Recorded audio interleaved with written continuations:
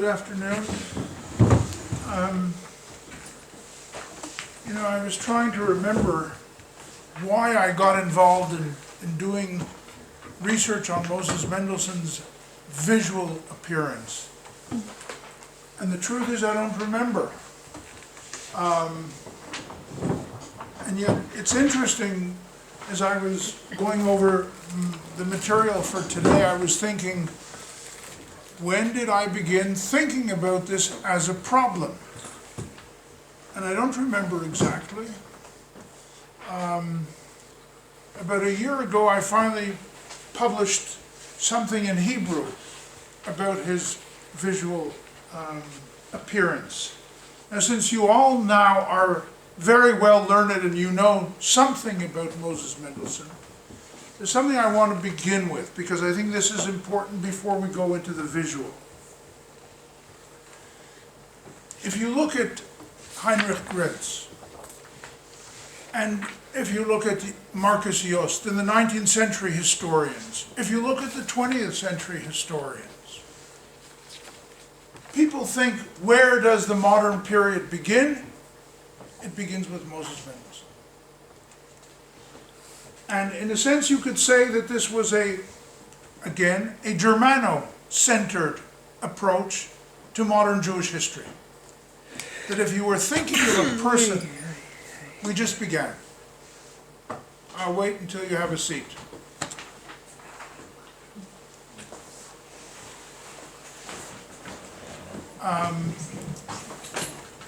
So if you think of, books which began thinking about the modern period, if you look at a book by Michael Meyer, written in 1967, and then if you think of this huge, remarkable biography that Alexander Altman wrote, over 900 pages on Mendelssohn. And then you think of a French, very large biography of Mendelssohn by Dominique Borel. And then a smaller one by Shmuel Feiner. You could clearly say that people who think about the modern period want to begin with Mendelssohn. Why? I think because often they think that he is the best example of what they would consider the division between the medieval period and the modern period. That he's a person who tried to create a sense of meeting between Jews and non-Jews, who believed that he could make the transition to be a full Jew in a Christian society and yet maintain his Jewish identity, Jewish tradition. And even someone like Jacob Katz, K-A-T-Z, in a very an important word called tradition and crisis. Katz speaks about the evolution of the pre-modern period, basically saying that there is something which unites Jews over time until the modern period comes, and then he sees the crisis. Where is the crisis? In Eastern Europe with Hasidism, and in Western Europe with Moses Mendelssohn and the Haskalah, or the Enlightenment, and we'll call it the Enlightenment. And why does he see the crisis in Mendelssohn? Because he sees that Mendelssohn is an individual who does not accept the fact that the community is the only form of power, of authority.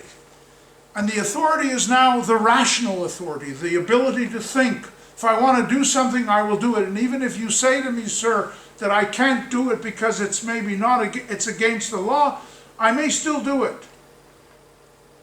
And so the notion of the individual in modernity is seen as being central in terms of Mendelssohn, and in that way, Mendelssohn is seen as being a symbolic figure who represents the entry into modernity. And when you think of Alexander Altman spending years trying to follow every step that Mendelssohn took, every step that he didn't take, why he took, what he thought, when did he think, what did he write. It's this tremendous sense in which we are dealing with a great figure. Okay. Now, a great figure, and then, interestingly enough, there have been many, or several editions of the complete works of Moses Mendelssohn. And for me, which was interesting at some point to find out that among the complete works and writings of Moses Mendelssohn, there was a volume which dealt with his visual appearance. Now, you all must think that he was a very good-looking man. Well, he wasn't. So in a sense, we're already dealing with a symbolic issue. We're dealing with a person who, when you are looking at him or imagining him or thinking about him, you are thinking not only of who he is, what he looks like, but you're thinking of what he is symbolically. And so the issue that you're going to, and we can spend the whole evening today, I have more and more images to whet your appetite. I don't know if you'll fall in love with them and say, this was the, for the women in this audience, I don't know if you'll say, this was the man that I wanted to live with. But you may see his spiritual character and say, even though he had a hunchback, and he wasn't very impressive, I don't even know if he had blue eyes, he was clearly a man that people wanted to see. And one woman, a year before he died, now when did he die? 1786, thank you. So when Mendelssohn dies, the year before he dies, it's very important for us to have a few basic dates, and they will come up. But a woman by the name of Sophie Becker, in 1785,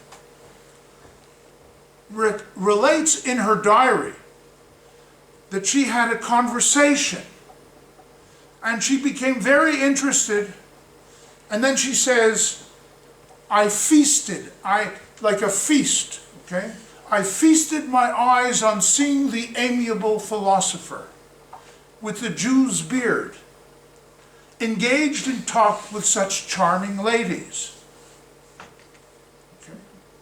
So, she says that he had a Jew's beard, and he enjoyed having a conversation with charming ladies. So in a sense we can say that there was something about Mendelssohn that people wanted to see him. They wanted to observe, you could say, a Jew who had become well known within German culture because of the philosophic works that he had written.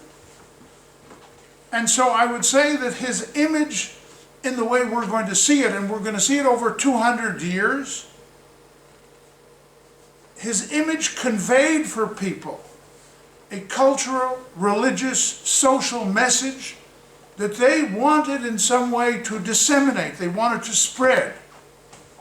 Now, excuse me for an American image, though I come from Canada originally. When you would think of, if you would ever travel through America and you would see monuments of Lincoln,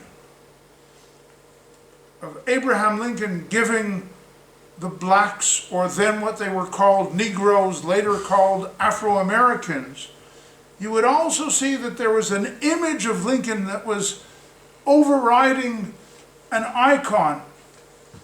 And in a sense you would see that his figure, he was liberating the blacks.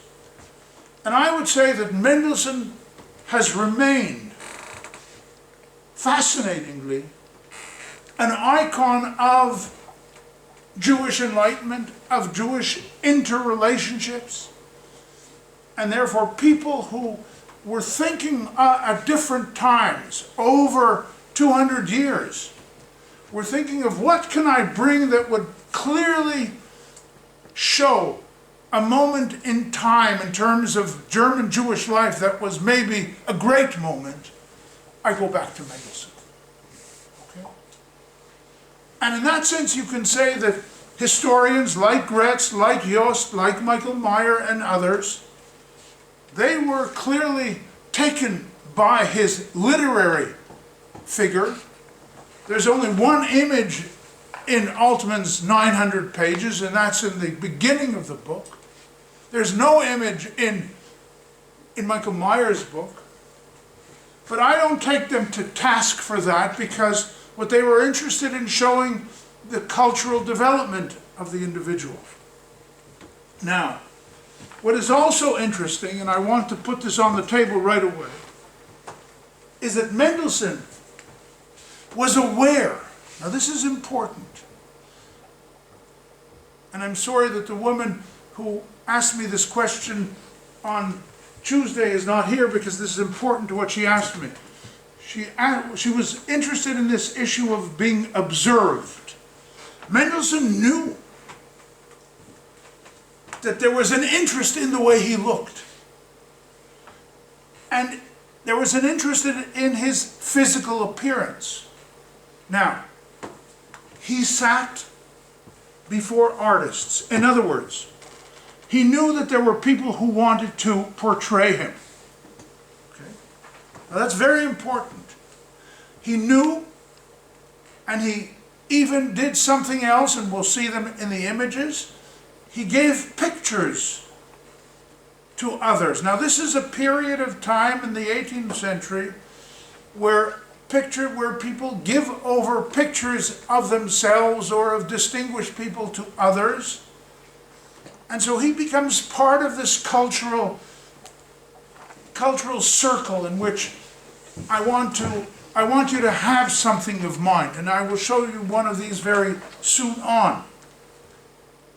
And so Mendelssohn is aware of the fact that people want to have pictures of him, and he too has pictures in his home of some Greek philosophers, we don't know which ones, a picture of Newton, and, most important, he has one sculpture at least, of whom?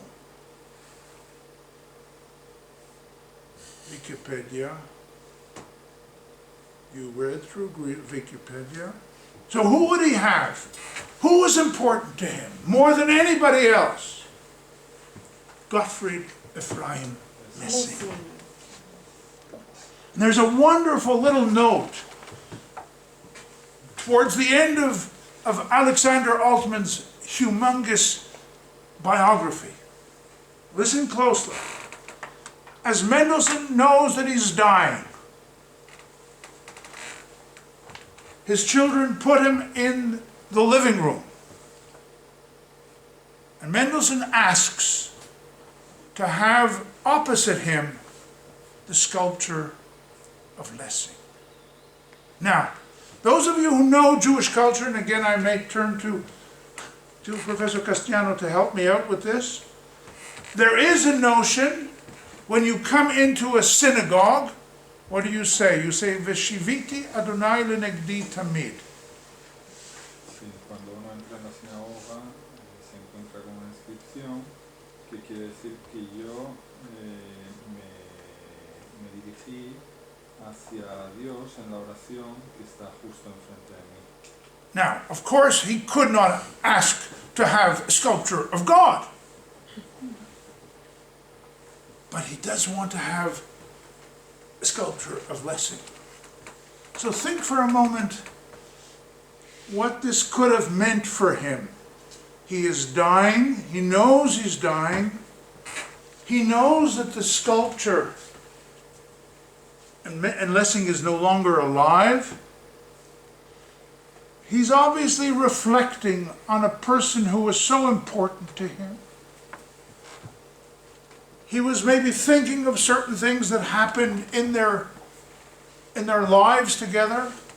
He may be also remembering the fact that in several years before, in 1789 and 1781, Lessing wrote a book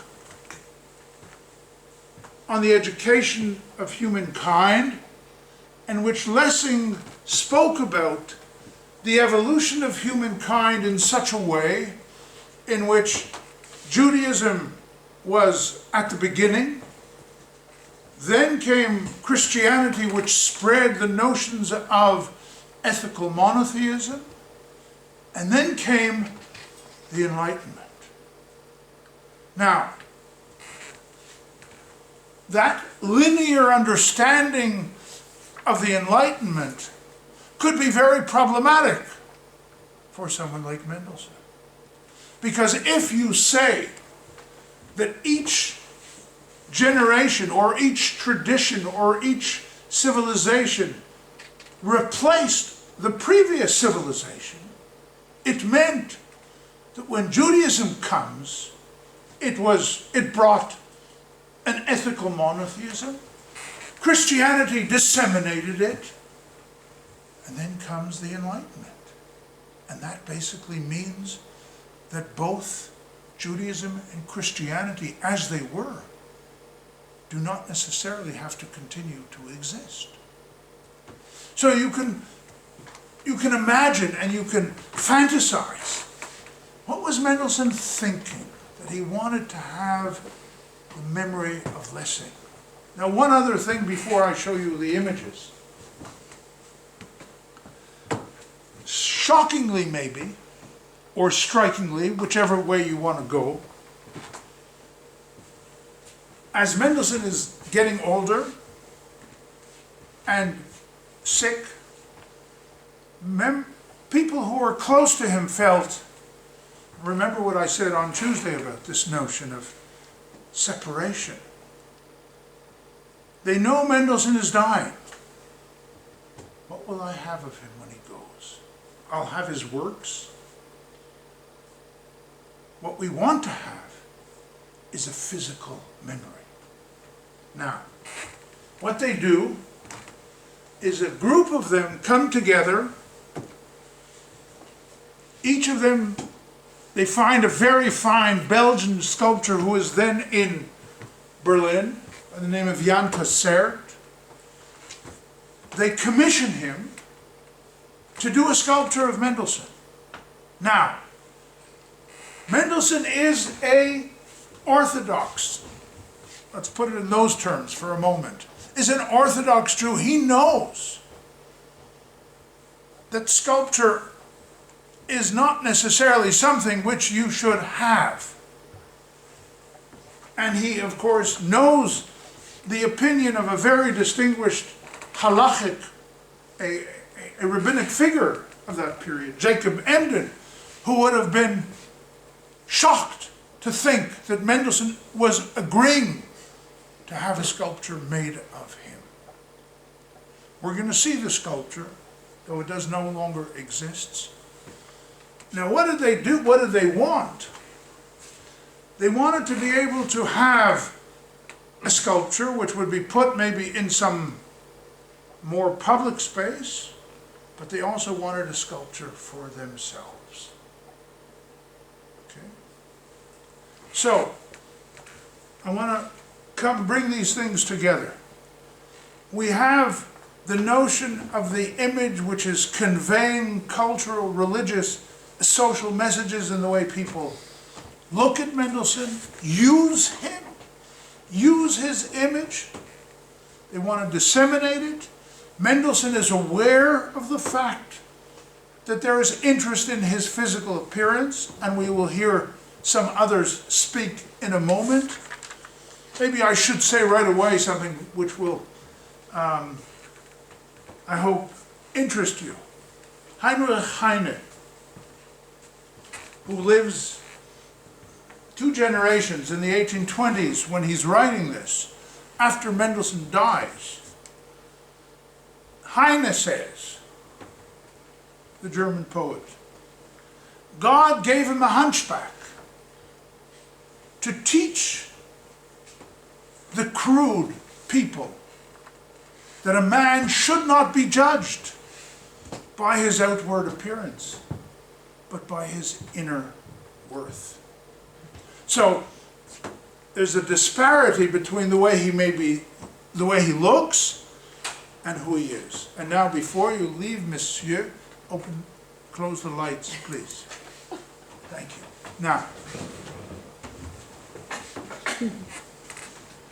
okay. Now this is the image which actually does appear in Altman's volume.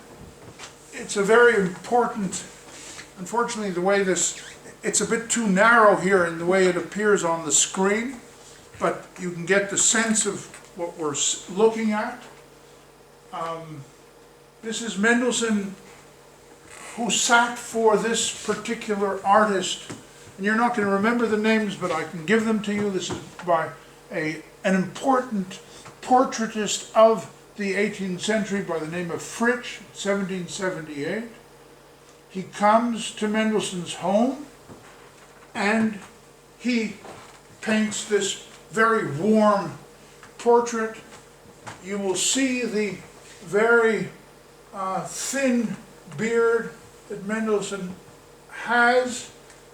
He seems to be without a wig in this particular portrait.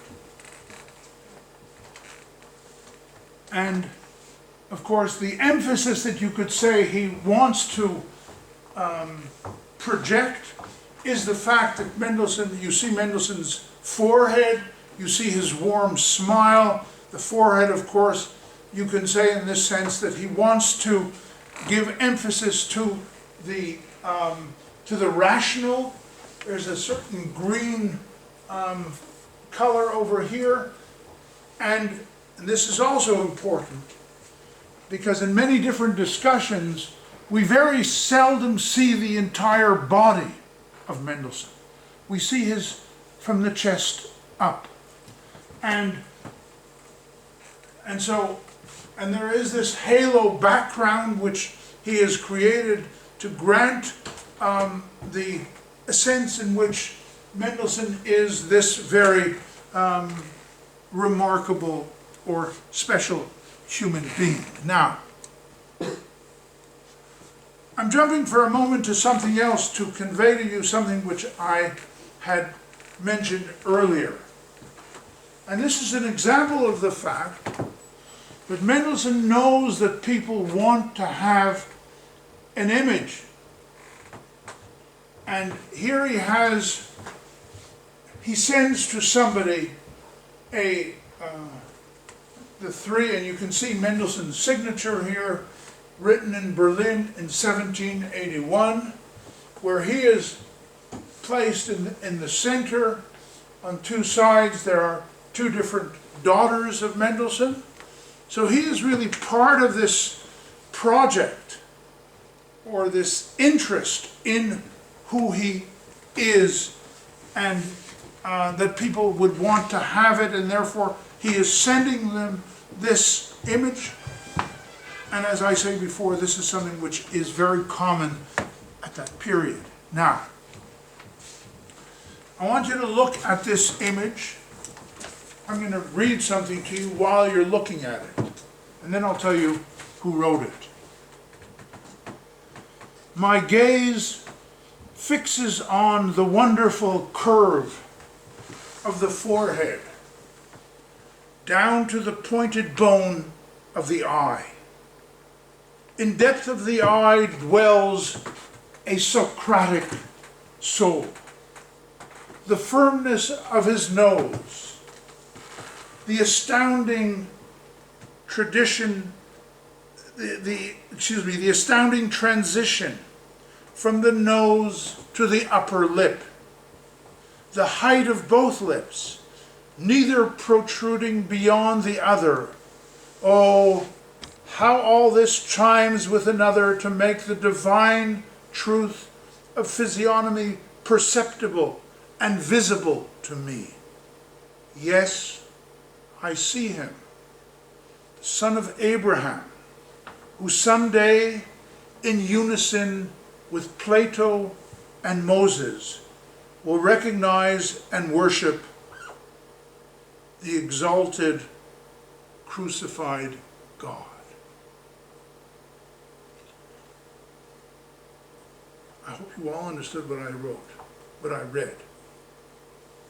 Should I just read the last sentence once again?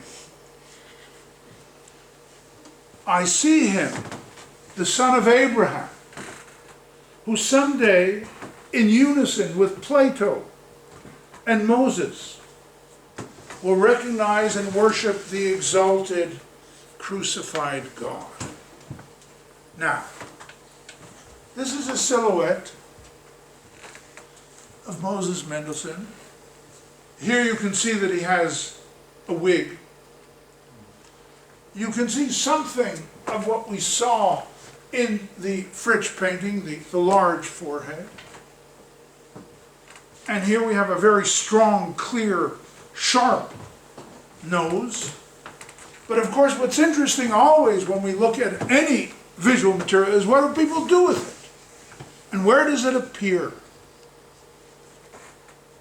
In Johann Caspar Lafayette, whom you all met in Wikipedia, who has this interesting controversy with Mendelssohn, and we will keep coming back to it today, who has this controversy with Mendelssohn in 1769, which is a very significant moment in Mendelssohn's life, because in 1769, Lafayette will try to convince Mendelssohn of the truth of Christianity, and he will say to him, or write to him, that if he, like Socrates, can be convinced by a particular book which he sends to him, then he should be willing to admit the truth of Christianity. Now here it is, several years after the controversy, which continues to, I would say, bother Mendelssohn. Lafayette speaks of Mendelssohn where? In his book on physiognomy and characteristics of physiognomy. And he brings this depiction of the silhouette of Mendelssohn to show this man is a unique individual. You'll hear it again later on by somebody else. But of course he ends it with this comment, which is, of course, he describes the beauty of the face, but then he says, but I wish that one day he will recognize and serve and worship the exalted, crucified God. Okay? Now, I could bring you examples from different periods, not with regard to Mendelssohn only, where people who come across a visual image which they associate with a Jew, and they think that this visual image is very significant, but then there's a moment in which some of them will come back and say, well, but unfortunately, this person remains a Jew. So this is Lafayette's interpretation, or important way of thinking about the silhouette of Mendelssohn. Now, this is another interesting image, done by somebody who you may all have heard of, and that is Daniel Chodowiecki, who is a Pole who comes to live in Berlin, becomes close to Huguenots, and he does a tremendous amount of work in Berlin at the end of the 18th, beginning of the 19th century. Now, the kinky hair, we don't see what we saw before. I hope I can go back easily.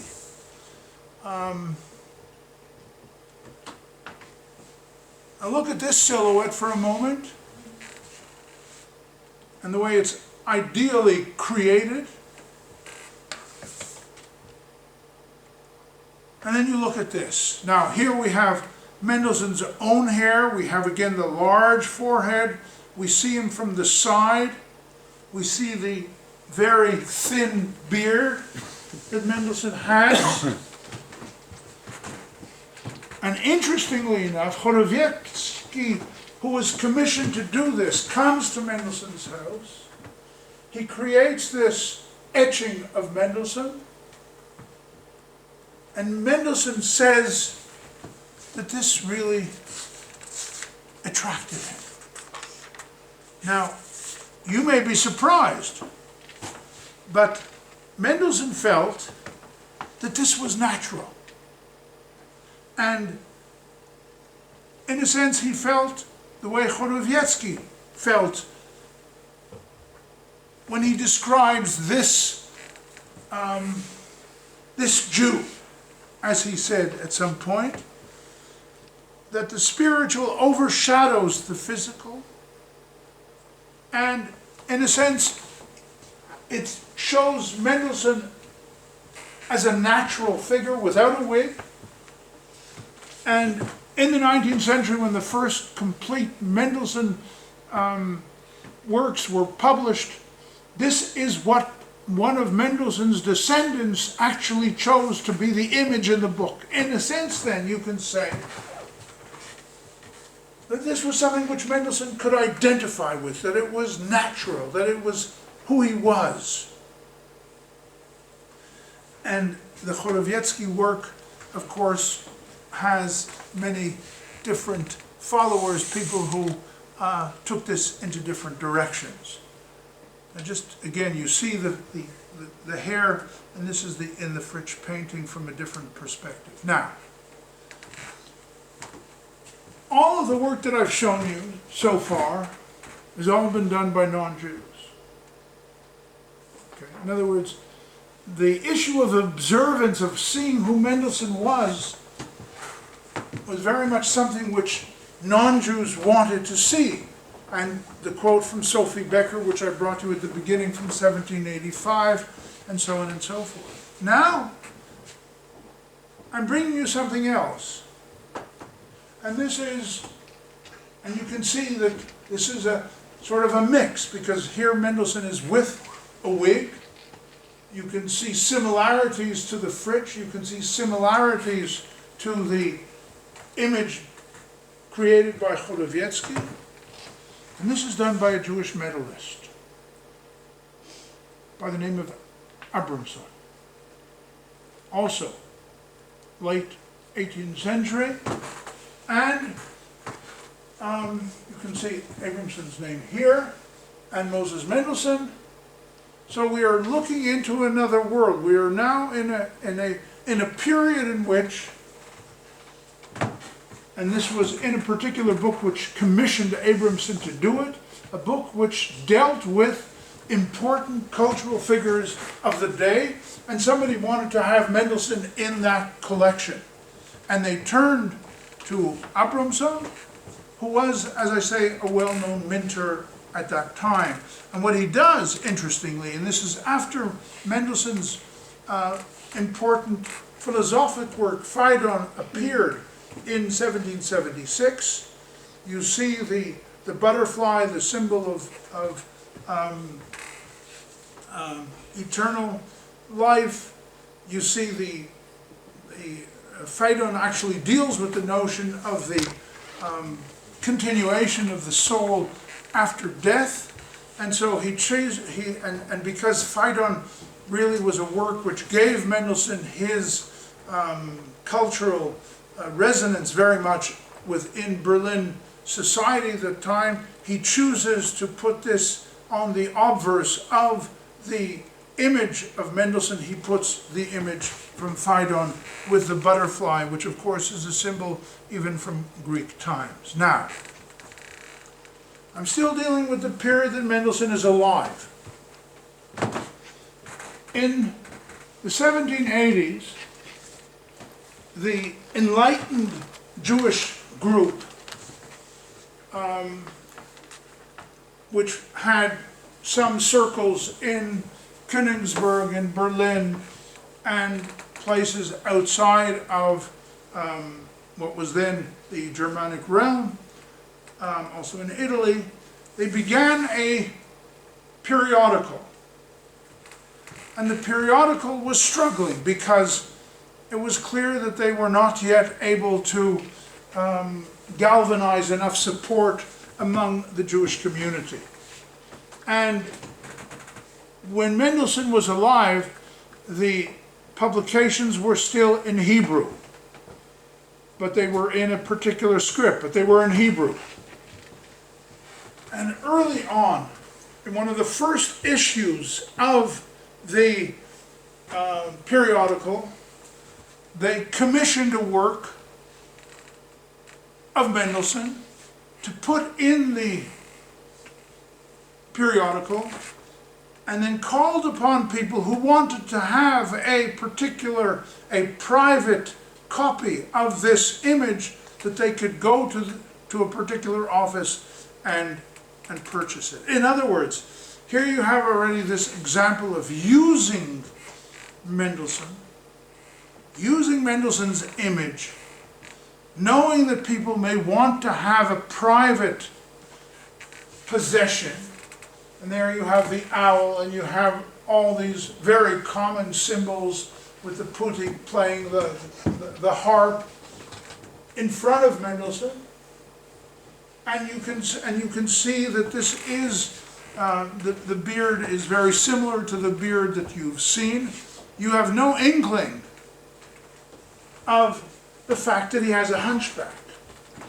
And the first person to write a biography of Mendelssohn, one of his students, the moment Mendelssohn dies, he writes a biography by the name of Yitzhak Euchel, E-U-C-H-E-L. And one of the first things that Eichel says is Mendelssohn was not a good-looking man. What can we do? He was not attractive. But again, he too comes and says, but people recognized the spirituality. But this is before that. Here you again see simply the portrait in this, with the symbolic figure of the putti and the owl, and the meaning of course, the symbol of enlightenment. But the publication wants people to know you can go out, purchase a copy of this, and it will also help the publication of our cause. The sculpture does not exist anymore. What did they do to Mendelssohn here?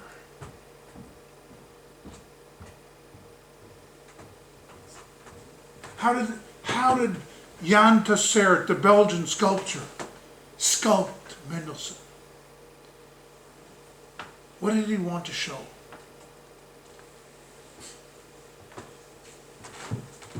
Classical figure. I can't hear you.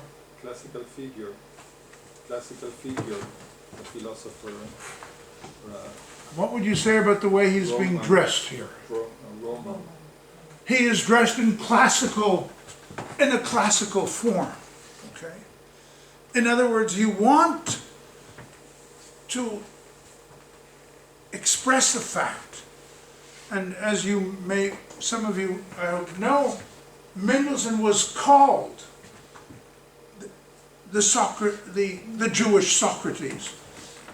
Now this was done before Mendelssohn died, as I mentioned before, and then they turned to a German poet who was close to Mendelssohn by the name of Raumler, who added a few words about Mendelssohn, that he was born in Dessau in 1729, and that he was, and here at least you can see it, wie Socrates, that he was like Socrates. So you dressed him in this figure. He is looking straight on. He has this, again, this wavy hair, this thin-like beard, but it's the classical garb. So here were these individuals. There would be a bronze statue, but then there would be unless not all of them, of course, were in bronze. They kept them in their homes. We don't know what happened to them. and one of the sculptures was put into a enlightened Jewish school at that time. It was also in one of Mendelssohn's students' homes, but eventually something happened and the sculpture is gone. You've got to remember it, because when we come towards the end of the presentation, you'll be seeing at least one sculpture of Mendelssohn, depending how much time we have, but these are all later creations for various reasons. Okay? So I think this is the last image that I show you before he died. Okay? So it was done before he died. When Mendelssohn dies, they turn to this poet to add a few lines about his teaching and about his the spirit of Mendelssohn which lives on, and of course he is like this Socratic figure. Now, here you go into something a bit more complicated. Take a look. Now, for those of you who know Hebrew, I won't translate the whole text and I won't go over it, but I want you to take a look at this picture. And here we're moving into the realm of what happens after Mendelssohn dies. Now, when Mendelssohn dies, there's a tremendous sense of vacuum. And everyone, and many people, are struggling to pull him one way or another. Maybe I should have said one other thing before this. And that is, there was an attempt when Mendelssohn died. This goes back to something I mentioned on Tuesday. When Mendelssohn dies, there's an attempt by certain people to add Mendelssohn's sculpture in some public monument. There's no way it's going to work. No matter how distinguished he was, no matter how much people felt that he was an important figure, the individuals involved in creating public monuments do not want to allow Mendelssohn to be there. I don't know if you've read, but at some point I'm going to give it to you, the name, the very important anthropologist Mary Douglas has spoken about this notion of bringing the non-minority body into the body of others. So there is no monument built after Mendelssohn dies for Mendelssohn, but that doesn't stop individuals to try to do certain things to incorporate him. So, this is happening in the other world, this meeting. Two people are meeting and kissing each other, as it says in Exodus. Now, the two people who are meeting and kissing each other one is a very important rabbi from Prague, Yechezkel Landau, and the other is seemingly Moses Mendelssohn. And here you have the whole body. But it's clear that the person who did this didn't really take the true figure of Mendelssohn, but found something that he could use to depict them. So we have the larger figure in white is Ezekiel Landau, a very distinguished halachic figure, and this figure that we don't see the face, and he's in black, who is Moses Mendelssohn, seemingly, but it's probably simply an attempt to use an image that this person found. But what does he want to do here? Here is an enlightened figure behind this imaginative scene, who brings together two people who have just died.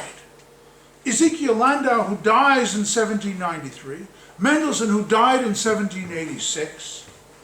Ezekiel Landau, who was very critical of work that was being done by Mendelssohn's students. And all of a sudden, in the other world, they meet and they kiss. So in a sense, it's almost as if you're saying, that now that they're gone, I can do with who they were because I have an agenda. The person is then living in Vienna. He's of a Maskilic type, an enlightened figure. He has an agenda of trying to merge the two worlds. So he merges them in this other world, that they see each other, they meet, and if you can read the Hebrew, and they fall upon each other and they kiss each other.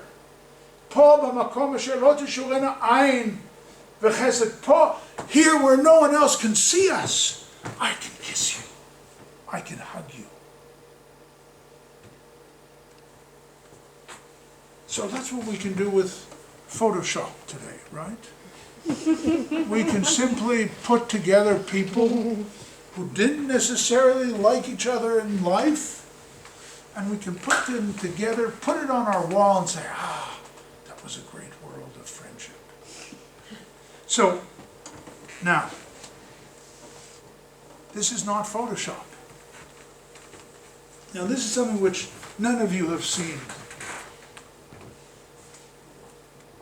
And I will tell you what you're looking at. It doesn't come out, unfortunately, very well with this computer. There's an Irish painter by the name of Barry, James Barry, who, when you go next time to London and you go to visit the Royal Society of Arts in London, and you come into this Royal Society of Arts and you'll see this remarkable room with endless number of figures, a construction of Elysium and Tartarus, and if you look very, very closely, you'll be able to see one figure, the only Jewish figure in this entire major of people from Greek tradition and so on and so forth. At some point he starts making some corrections to what he had done. Several years after Mendelssohn dies,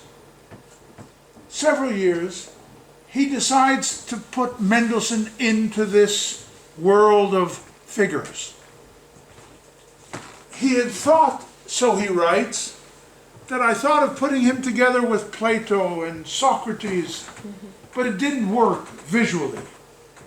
So he puts him together with some English figures who are talking to him. But what is most interesting in the fact that he is placing a Jew among all the others, he then writes in his depiction of what he's done the following. He says, and then you'll understand what it means for this Irish Catholic at a period in England of the late 18th century, when English Catholics were, when Catholics were constantly being harassed by Protestant England. He says, were he, Mendelssohn, born here, he would not have been entitled to the citizenship of London. God and good men will understand my justification in spurning all brutal conditions to admit him here. So, you can say that this man realizes. Now, I'm sure that there are very few people who go into this London society, though you have a legend where you can figure out who is there. But you see, he is doing something which he understands as being subversive. I am putting somebody among all these people that if he were born here, they wouldn't give him citizenship. So, in a sense, his agenda is this Irish Catholic in England who is doing this work, bringing together people of all religions and all cultures, He has found Mendelssohn, learned about him, and then he's probably found some portrayals of Mendelssohn, and he wants to put him into this text. So again, somebody from completely outside of the framework of German society, Jewish society, puts, and it was very difficult to try to get this picture right. I think I have another image of him. I don't know how much you can see it, but at least there I think you can see who Mendelssohn is, the one who's looking to that in that direction. Okay? So you have somebody who has made this effort. Now, ladies and gentlemen, tell me what you see. Not Javier, I want the younger people, excuse me. Tell me what's happening here.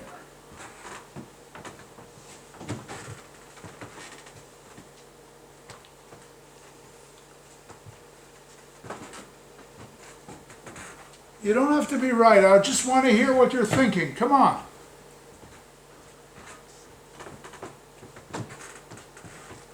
Now you have two different images, remember.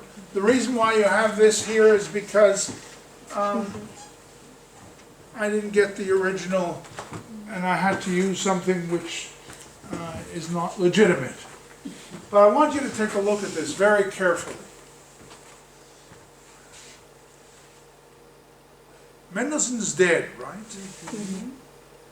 And they're bringing him up to join great figures in heaven. Mm-hmm. And then there's an interesting text below. Who's standing on this in the shell?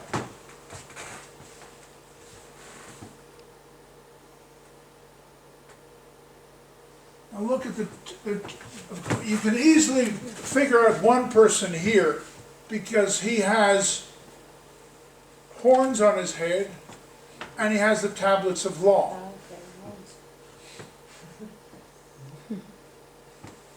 And here you have these bearded fellows, and look, of course, what's happening also below. Mendelssohn is being brought to join the great historic figures, and I've been unable to find in Christian culture, in Christian iconography, any time when you see together Moses,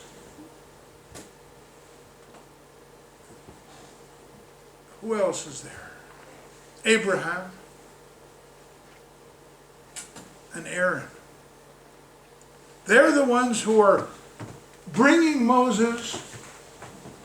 Now, here is this notion, of course, which those of you who know something about Jewish culture will know that there's this phrase, from Moses to Moses, there was no one like Moses.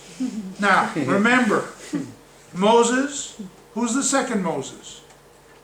This is your world, this is Spain. Who's the Moses? Maimonides. From Moses to Moses, there was no one like Moses. Moses, Maimonides, Moses, and now Mendelssohn.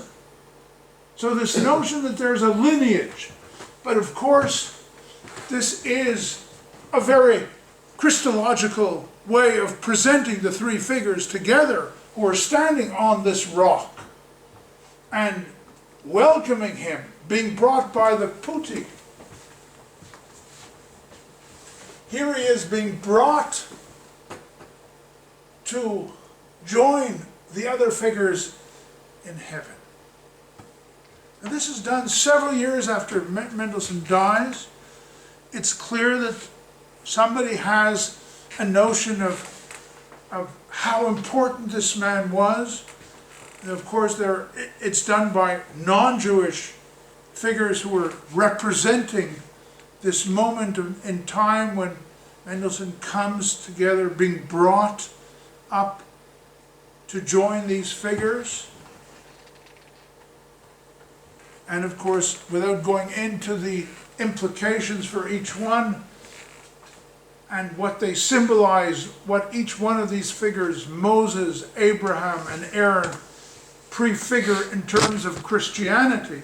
But that's, of course, essential to the story that's being told. We are bringing Mendelssohn up to join them. Similar, but different, from what I quoted at the beginning from Lafayette.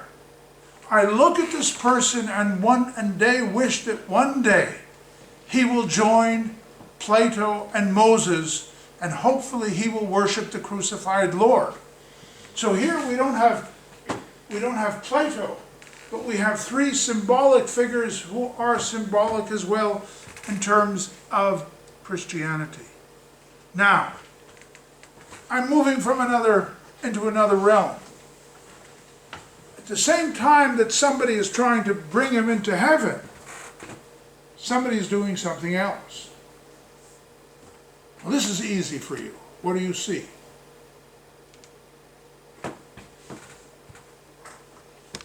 Come on.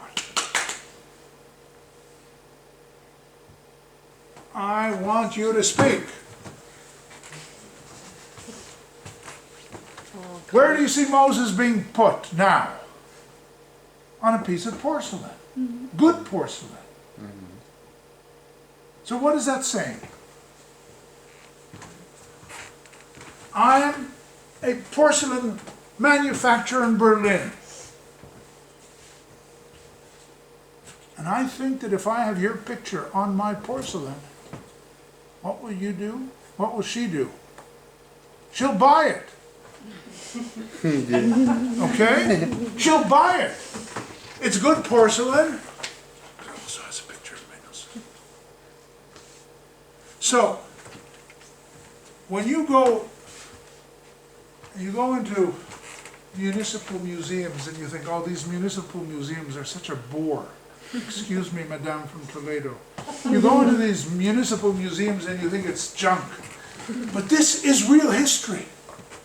Because there you can see what people want to have for their homes, and that somebody thinks, if I create a set of dishes with this man's picture, or this lady's picture, there will be people around the table who want to buy it.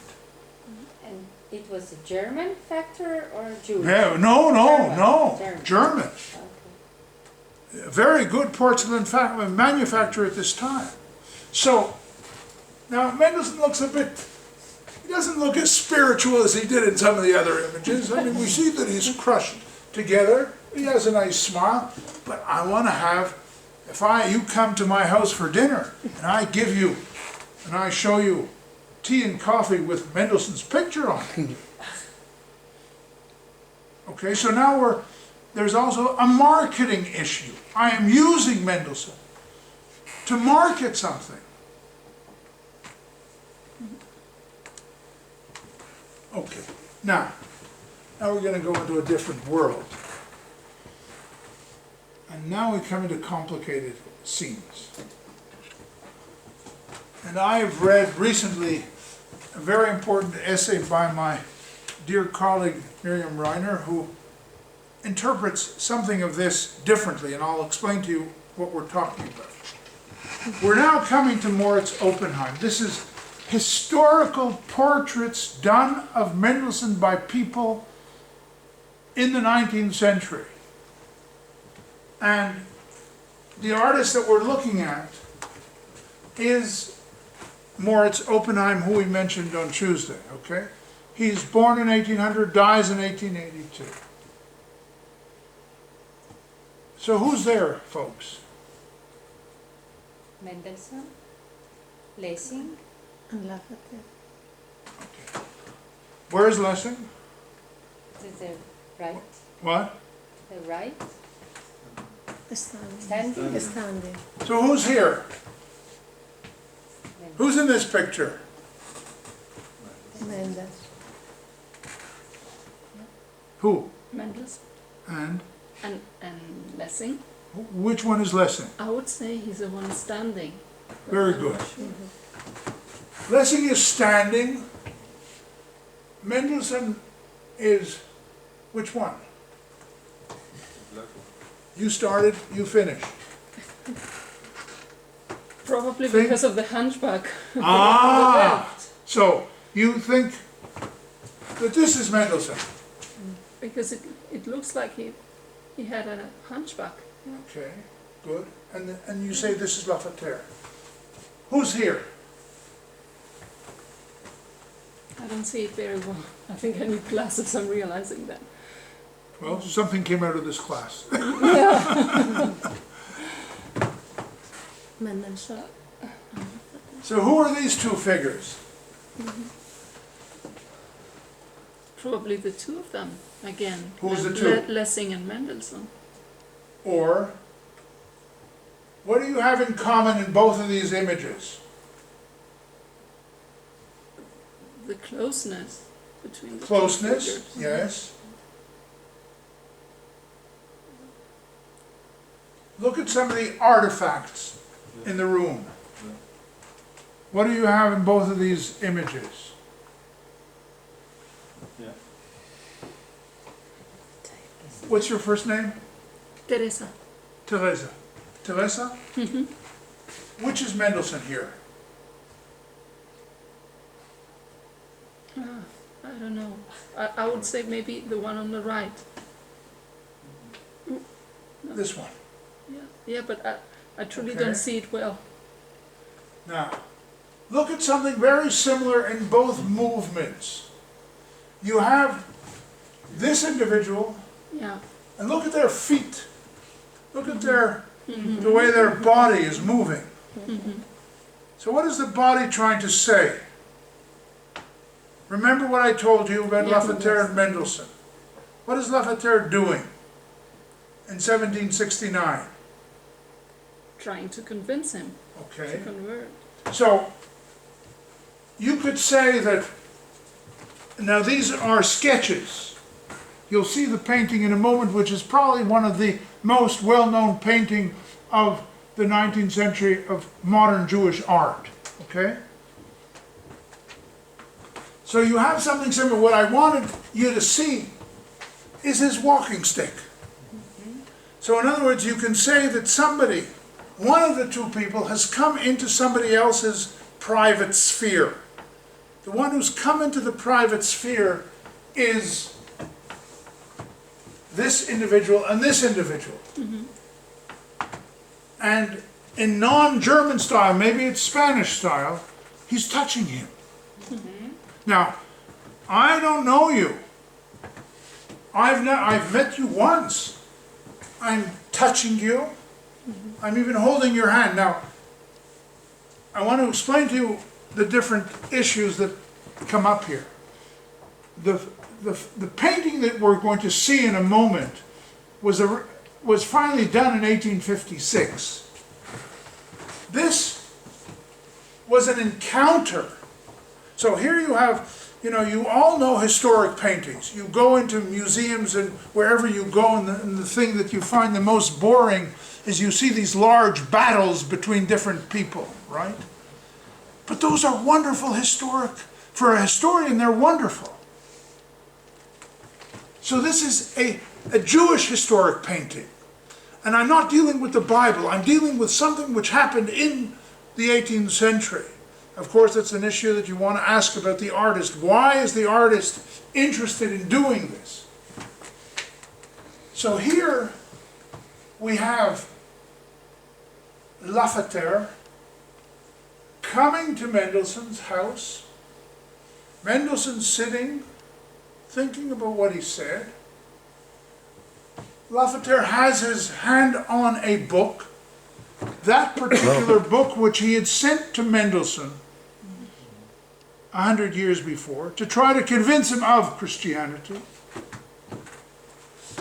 And Oppenheim here brings in a third person. He brings in Lessing. And he brings in Lessing sort of, Lessing looking down at Mr. Lafayette. We have been playing chess, which is a game of the mind. You've come in and you're telling us about division between Judaism and Christianity. Now, what Lessing is thinking, we got to see in a moment. Now, I can't go into her very remarkable interpretation, but Dr. Reiner from Bar-Ilan claims that this is not necessarily the issue in that particular study, but that is related to their being, that Mendelssohn, that Oppenheim, the creator of the painting, was a Freemason. And he took these images of Freemasons being together. I'm not convinced, but it's a remarkably interesting and original way of thinking about that encounter. But the encounter is in Mendelssohn's home with the books. Now, the two pictures are very clear in your minds. Now you see the chessboard. It's Oppenheim. Now, I want to tell you a few different things. I actually spoke to a very good friend of mine who's a very good chess player. I said, "Is somebody winning?" He said, "Not necessarily." Now, so what has happened here? Eventually in 1856, Oppenheim does this painting. He has, of course, the woman, maybe Mendelssohn's wife, doing the female act of bringing something to make the atmosphere nicer, warmer. She's bringing tea and crumpets. We have Gottfried Ephraim Lessing, dressed in wonderful 18th century clothing, with his back to what? Where is he standing? He's standing near the library. He's standing near the Enlightenment. He's standing near humanity. And I think, though this is not always accepted, I think he's looking at Lafayette in some way saying, "You've interrupted us, you've come into his private space when we were playing a game of rationalism, and you've brought this book." And if you would see the original, you could see the name of the book, or the name of the author of the book. So think what's happened. You got to imagine this as a kind of narrative. Here we're playing chess, and all of a sudden this guy knocks on the door, comes into the house, puts his walking stick, sits down, and touches Mendelssohn and says, "I want you to listen to what I'm saying."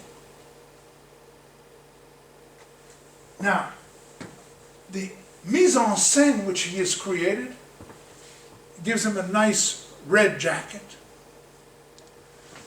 I should have brought mine, but I left it in Jerusalem. He has that little beard. Do you see Teresa a hunchback? Not really, but No. the way the arm is like the position of the arm. He's listening very closely. He's also wearing a skull cap because he is as well a priest. You have Hebrew letters here. You have the Shabbos candle. And you have here a scene. Of course, one has to wonder about why Mendelssohn turns to this in 1850, why Oppenheim turns to this in 1856. But before I even offer you a solution, I'm going to make you guys work. Because you're going to see something else. So what happened here?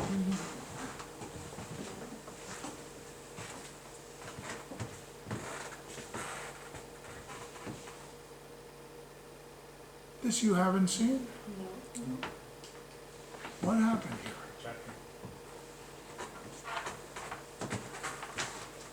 Well, we have three persons. What did this artist do?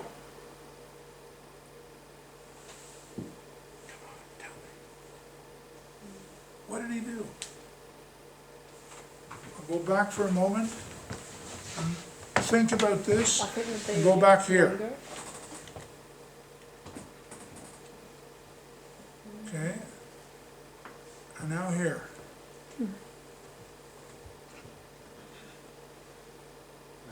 De-Judaize the environment is not Jewish anymore? He de-Judaizes, but it still is Jewish. Now, I'll come back to that in a minute. What do you think, in what way has he de-Judaized it? I mean, it is more classical style of furniture and everything. It could be also German, maybe. Okay, certain things you can't see well in this image. But what else? I want something very specific from one of you. Mendelssohn is talking. What? Mendelssohn is talking. He's turned the table around. In other words, this is Mendelssohn, and this is Lafayette, and this is Lessing looking down on Moses, saying, "Ah, Moses, wonderful to hear what you have to say, and how you're responding to Mr. Lafayette." So he wanted to, this is an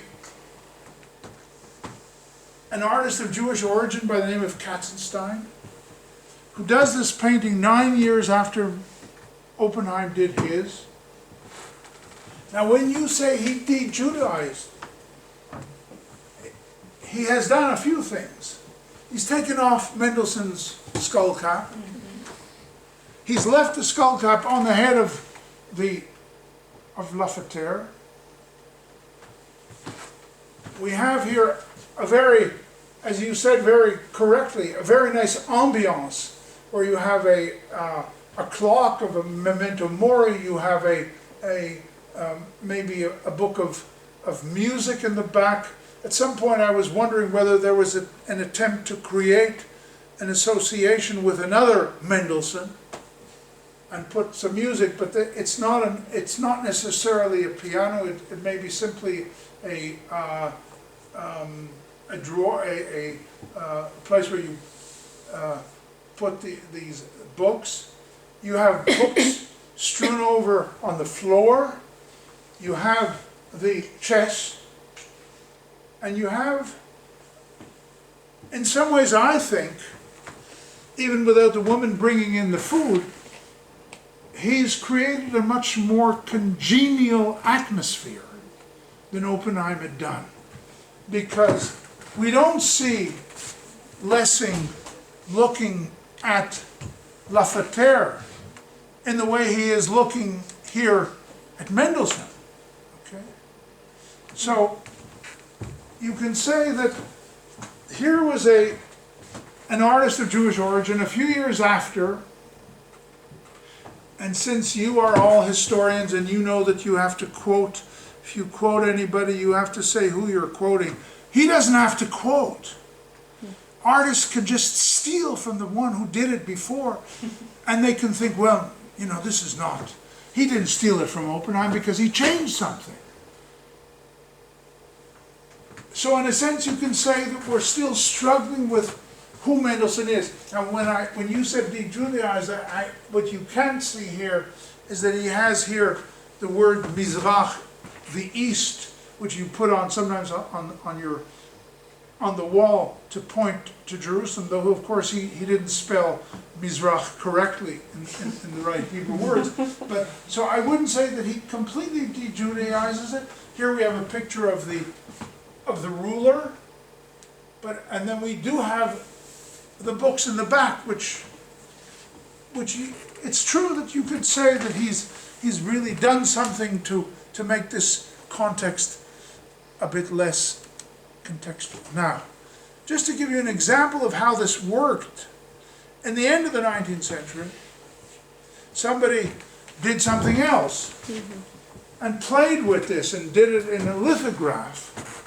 And here what he's doing is he's created a very different scene, but you can, of course, since you're so well aware now of how this thing is molded, here's Lafayette, here's Mendelssohn, not really very much interested in him, wearing his night coat, sitting at the table, listening to him.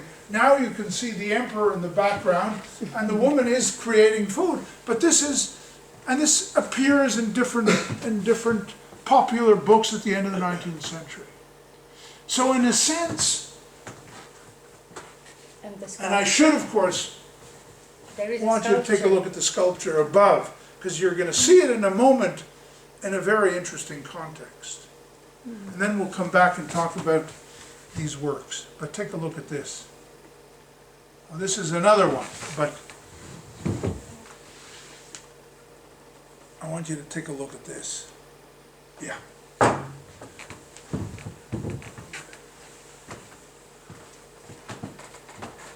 Who gains the bottle of champagne?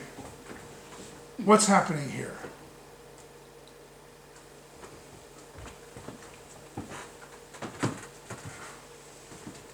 See, this also is a historic painting, but it's an imaginative historic painting.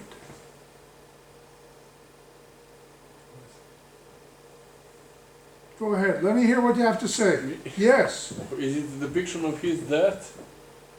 Whose death? Mendelssohn's death, no? Somebody's approaching, is it, I see it like a bed on the left side, somebody is sitting on the bed and the sculpture is above, and somebody is approaching to that bed, so it could be maybe the depiction of his, like, not the death itself, but last days of Moses Mendelssohn in his house or something like that. Okay. There is obviously more, there is I need a obviously little- more distance, Excuse me? more distance between Lafayette. Maybe the This is not Lafayette and not Lessing. The only one that you know in this picture is Mendelssohn. And where is he going? To the other world? No, No? it's in this world. Okay. Now what is he, how is he appearing to you? Then he is approaching to some ruler. Ah, now you're talking. So which ruler would he be coming to? Prussia, 18th century. He's coming to Frederick the Great. And he has learned his correct way of greeting.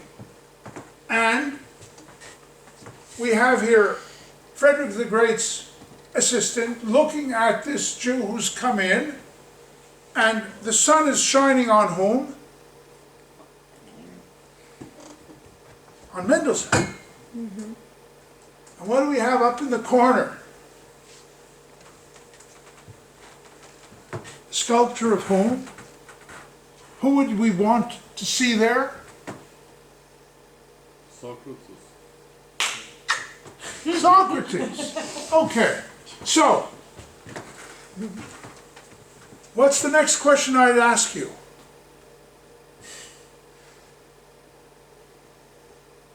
Did this happen?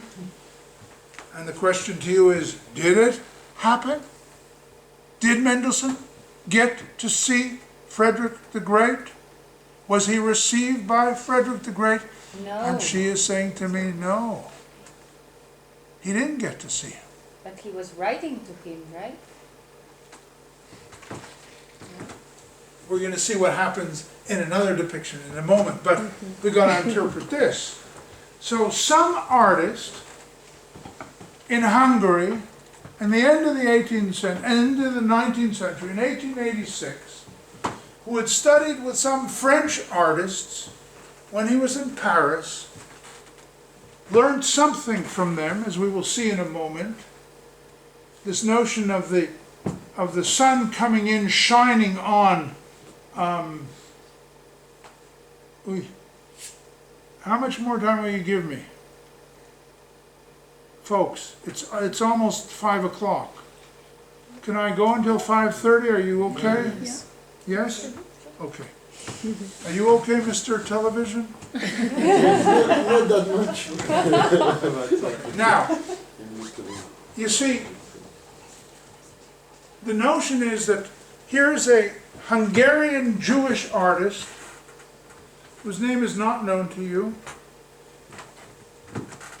who at some point at the end of the 19th century wants to create images of certain Jews, and he does this in this imaginative way. Now, it could be that he had known or thought that Mendelssohn actually was received by Frederick the Great. Now, we do know that Mendelssohn travels on a Jewish holiday with permission from the rabbis to go to see the ruler. But he's stopped at the gate and he's told that Frederick the Great is not available to see him.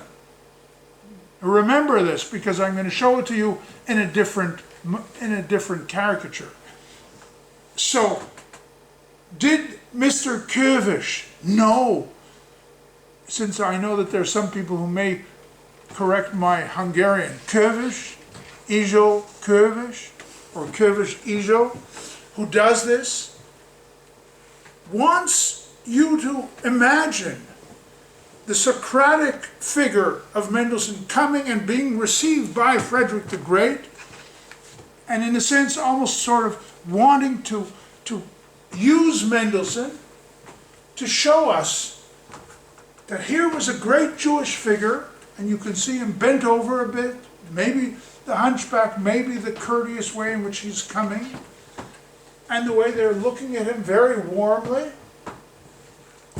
That it was for this Hungarian Jewish artist a way in which I will show you moments of distinguished Jews of the past. Now, we don't have a Jewish museum yet.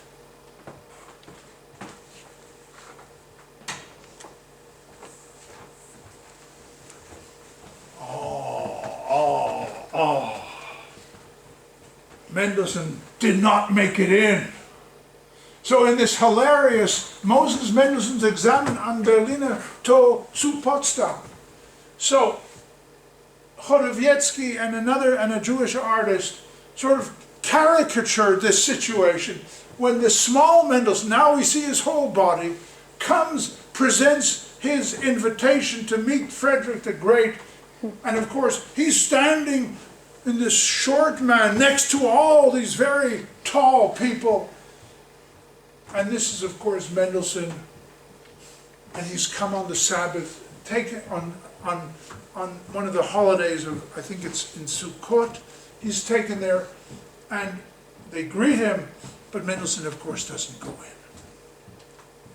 But, let's go back for a moment to this other person. This is the same artist who does Mendelssohn. Who is he showing here?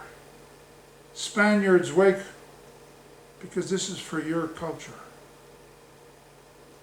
I'm giving you a hint.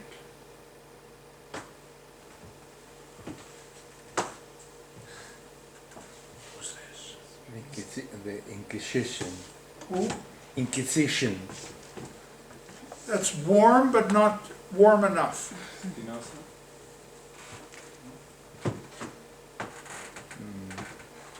Who is before the rabbis here? If not, in Amsterdam? Maybe you stand in for Galileo?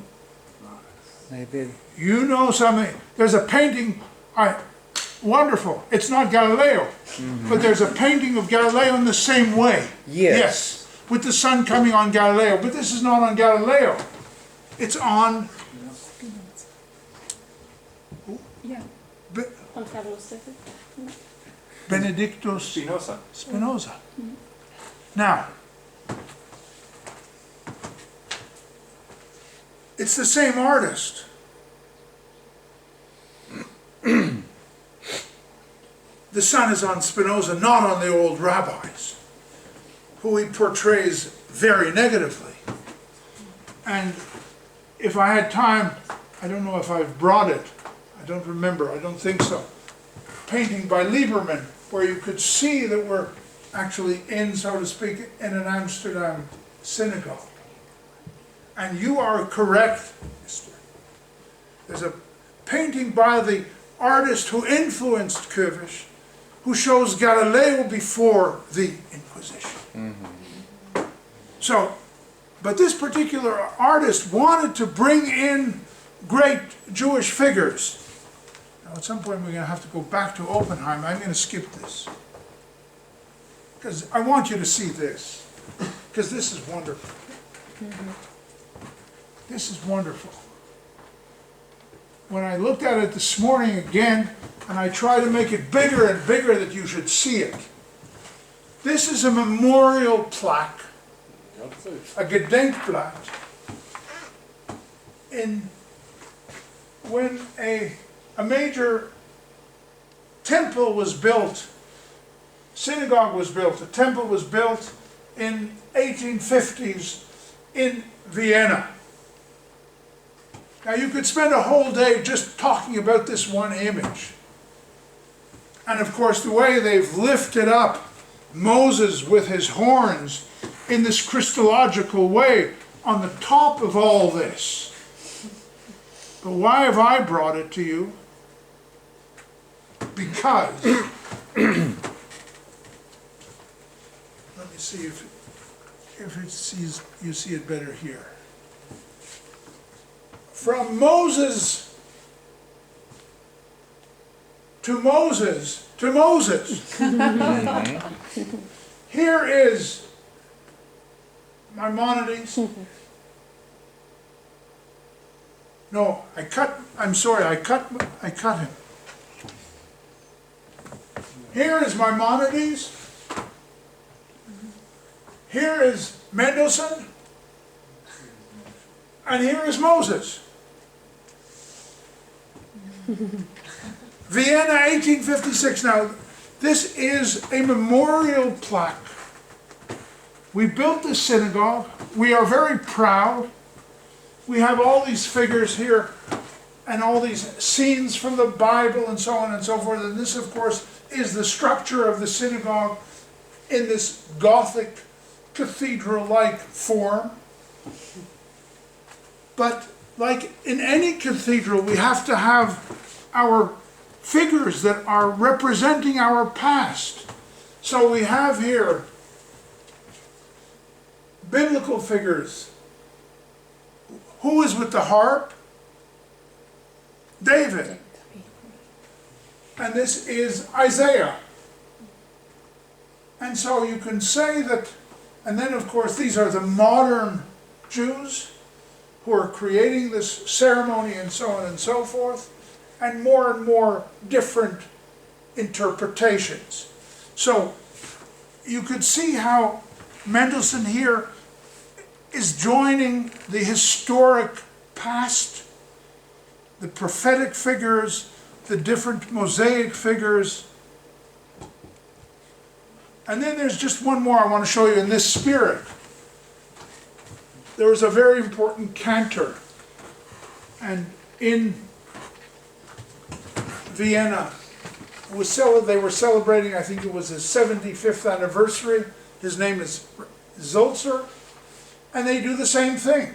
So you have the modern figures who were important in terms of the period, and you can see they are not necessarily all observant. They are bourgeois individuals. You have the architect and so on and so forth. But at the top, you have again the two Moses. This time Maimonides, and here you have Mendelssohn, and I know it's not a good image, but it's coming from a bad source. Now, since time is moving on, I got to go to something which I really love, because this is the work of a poor individual man. Now, this is a guy who I've been following for many years. I haven't really written about him yet because something is missing.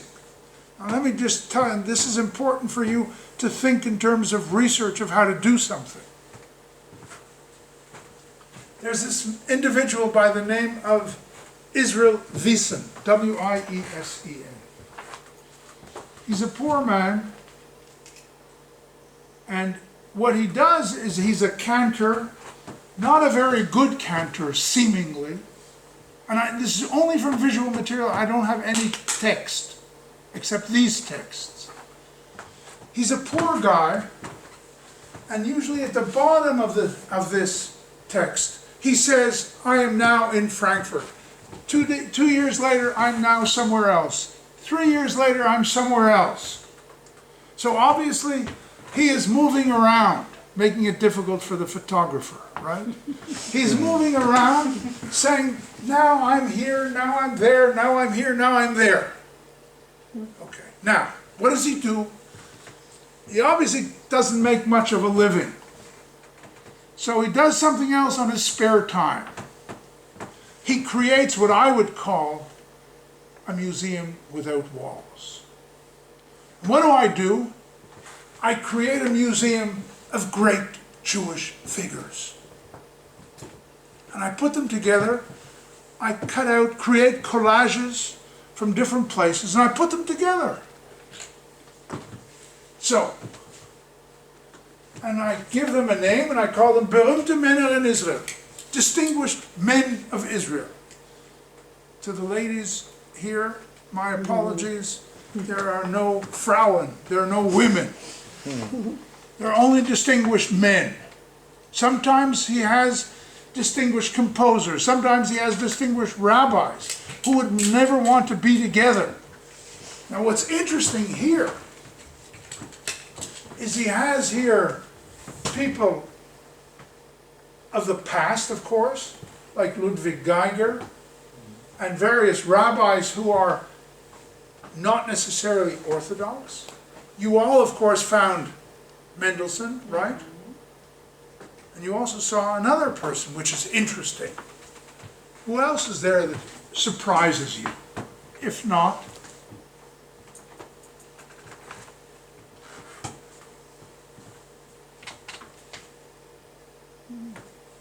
who's that?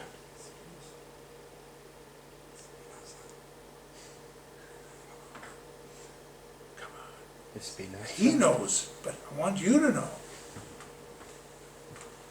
That's Spinoza. Now, that's interesting, isn't it? What would be your historic question?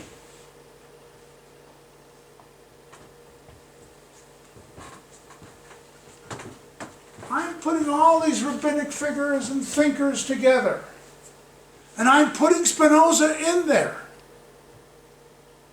Isn't that a historiographic decision?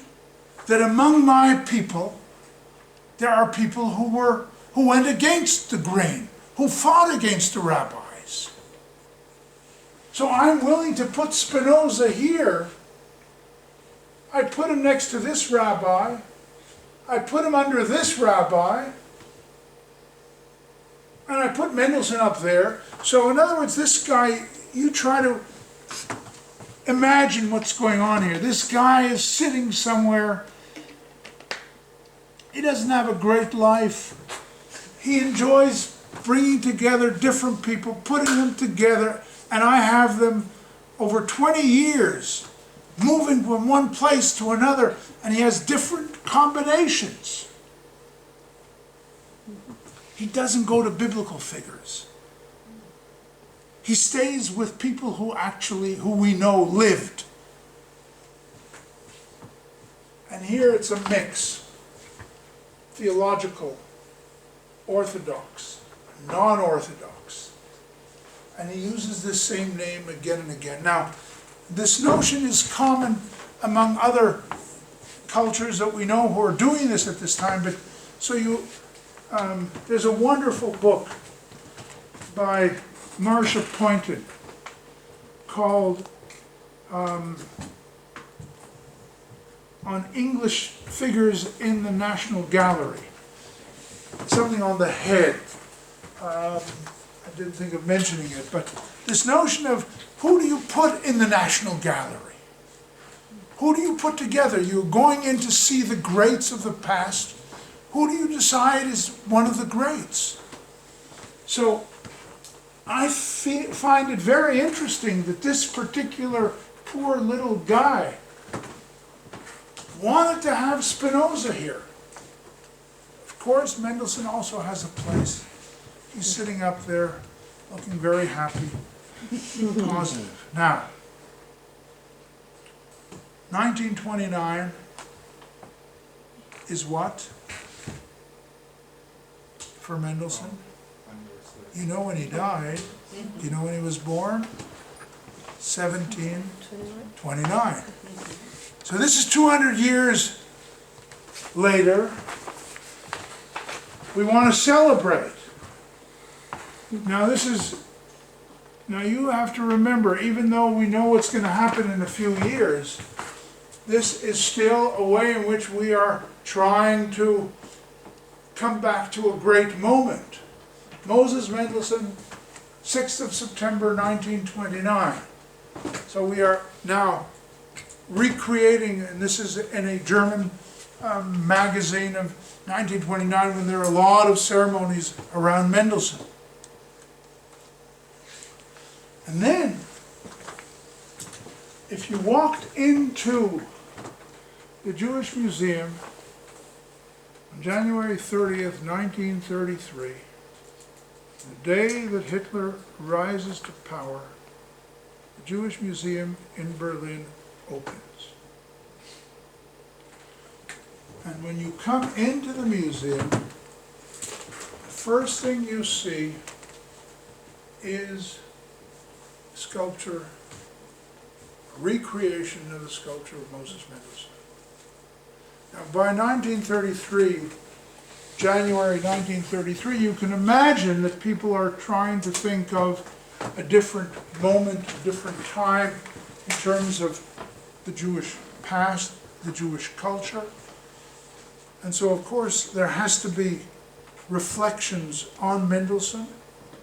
And so so they have redone the original sculpture that we saw. You can see that the face is not similar to the one that we had, but they had pictures of what the original sculpture was. So they put this at the centerpiece of the entry into the museum as a moment of reflection. Now, if you were leaving the Jewish Museum today in Berlin, what can you do? You could put in a certain amount of money, and you would turn this machine, and what would come out would be a medal of Moses Mendelssohn.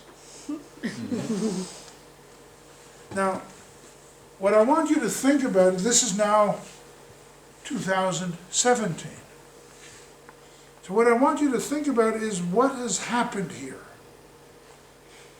We want, you can see over here, this on the top here, that's the image, but this is the structure. You put in, I think, two, I don't know what it was, when I did it the first time, I don't remember how much it was.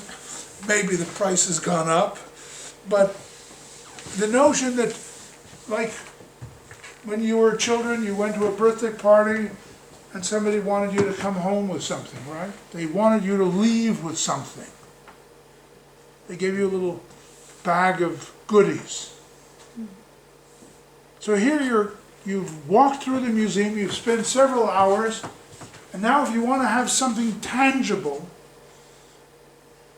you can put this money and you'll have a coin, a recreation of the coin that Abramson did in the 1780s. You'll have this coin of Mendelssohn. So I thought that this would be the last that I would show you, but since you're giving me a few more minutes, I'm going to show you a few other images just for you to think about. What do you think you're seeing here? It's complicated.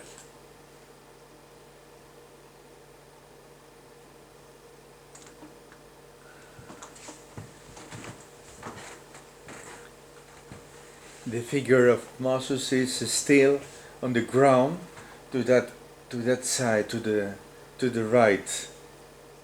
It can be seen. Well, I guess. I'm not quite sure. I need that part. Yeah, I knew what you were saying. Yeah. Those of you who can possibly read Hebrew, what is written here? Okay, I'll help you with Moshe this. Mendelssohn. I'll help you with this.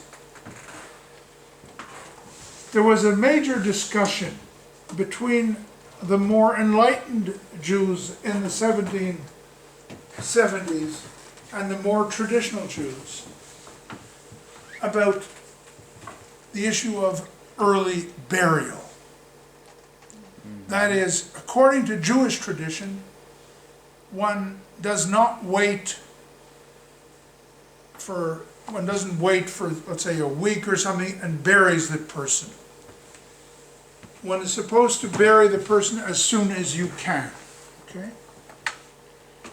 And the authorities in a certain area of Germany at the beginning of the 1770s prescribed that you have to wait 3 days before you bury the dead.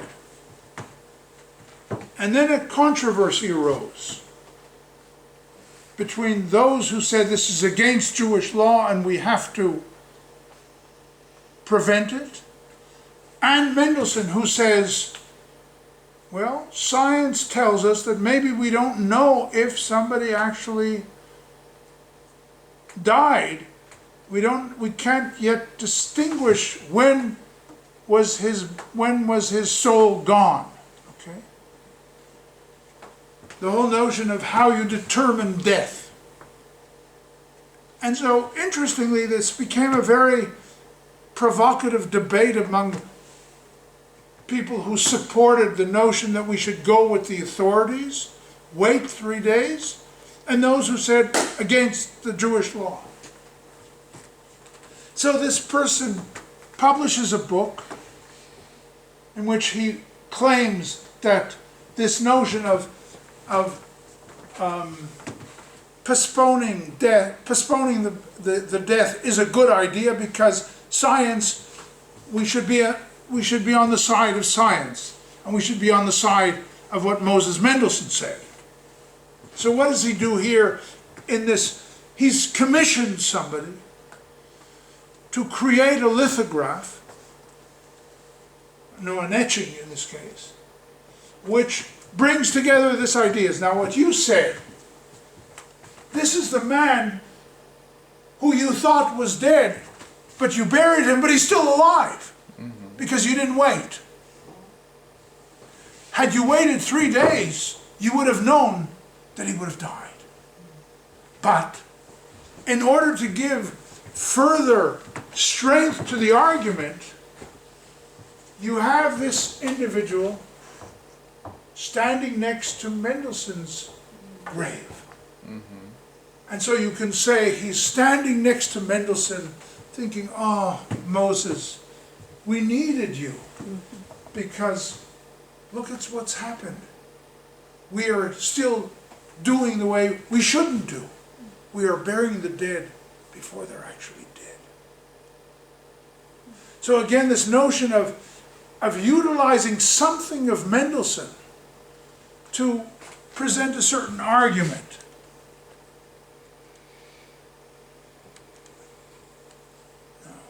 I'm going to skip this, I'm going to skip that.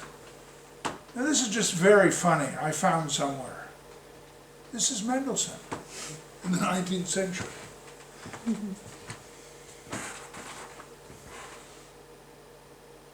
What is he thinking? As he looks very here he's completely, in your words, de-Judaized. Is he looking at a church? Is he looking at time past? He does have, I think, he still has a thin beard. But I think I'm going to, stop here and ask you, there's just one other image of, here you see another group of these figures. Mendelssohn with Lessing and Spinoza, and maybe I should stop here. Socrates and Mendelssohn and the Enlightenment. Okay. And of course you can see here the same figure that we saw on the Phaidon. Remember on the skull, on the medal. And this is of course a book which, and the ring Lessing's ring and all the symbols come together here in terms of bringing together the notions of the Enlightenment. Now, what I didn't answer you, now I have to go back. I didn't talk about what this historic painting wanted to convey.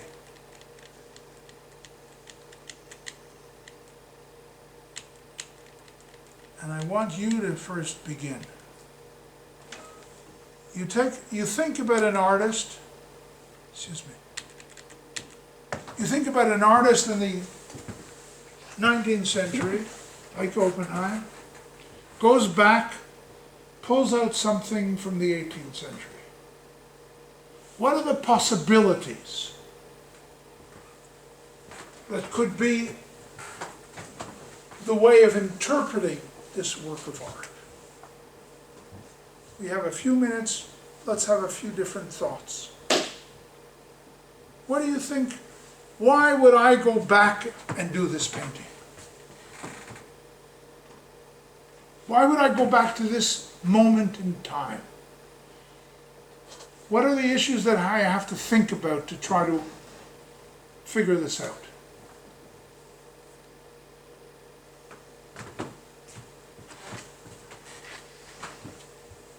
Do I have an agenda? I have an agenda. I don't do any historic painting. No one does any historic painting.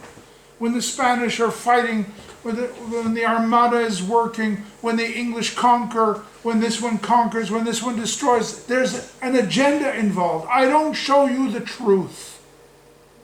I show you my historical understanding of what was, in terms of what is important for me, the artist.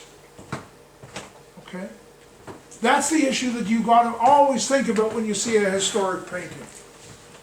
It fits into something of the agenda of the artist who wants to convey something. And he can't tell you what I am actually doing. He's hinting to you. Thank you very much, sir. Thank you. Thank you. This is not yours? No, that's not. Bye. What are the possibilities? I don't need the right answer. I need questions. I need thinking.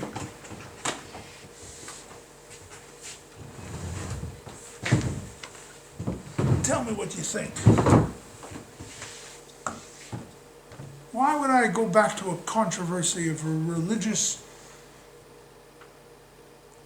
moment in a period when and then I'm bringing together Lessing, who was not there. Maybe I know that he wasn't there, but maybe it's not important.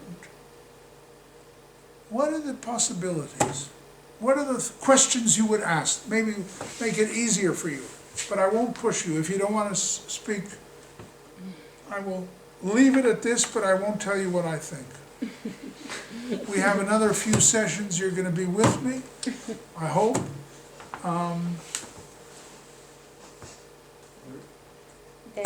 There are many parallels between Oppenheim and Katzenstein. Mendelssohn, Yes? because Oppenheim is living a modern era, but still preserving all the Jewish rituals and everything in the art. And maybe he wants to ask himself what happened between what happened with the issue that Mendelssohn didn't convert, and all the controversy with Lafayette. So there are a lot of points still in the air, also in the Oppenheim's era. In other words, if I'm going to say what you said in a different word, you're saying that the issue of conversion is still on the table. It's on the table for Oppenheim, as it was maybe for Mendelssohn, but as it is for German Jews in the 19th century, as it was for Heine, who converted. And so maybe he's thinking of the issue of conversion? Of- No, Not necessarily for him, but this is an issue of German Jews? And what would be different if Mendelssohn would convert? He is a very interesting example, unifying the German and the Jewish and all his fight around this. Now, you also know Mendelssohn had 6 children. 2 became Protestant, 2 became Catholic, and 2 remained Jewish.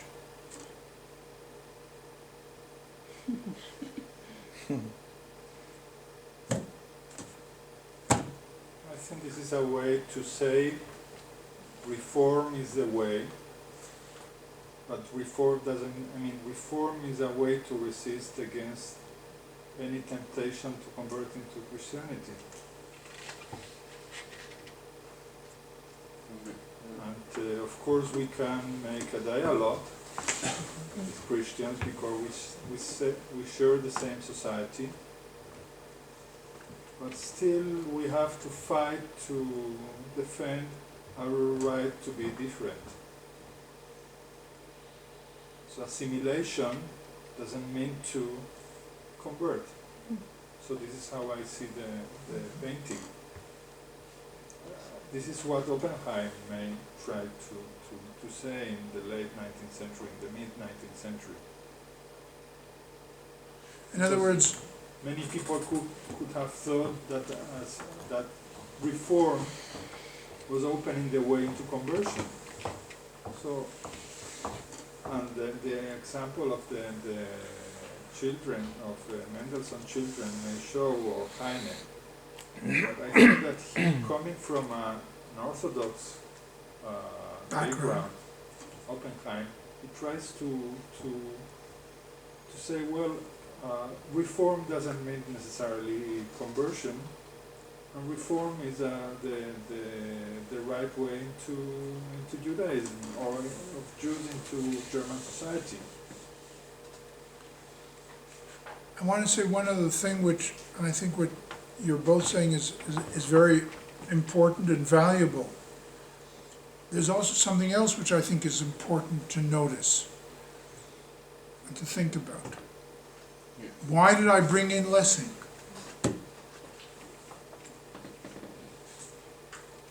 To show In other words, yeah, yes. to show different examples, because Lessing had was an example of modalic understanding and friendship with Mendelssohn, while Lafayette was really a big problem in his life. And that relationship between Mendelssohn and Lessing, that friendship becomes for German Jews in the 19th century a very significant moment. You know, you sort of build on this, you create this iconic sense in which these two people were able to have the game of rationalism. They knew that they were different. They knew they came from different religions. They knew that they had different conceptions of each other's life. But he wants Mendelssohn to be there. I mean,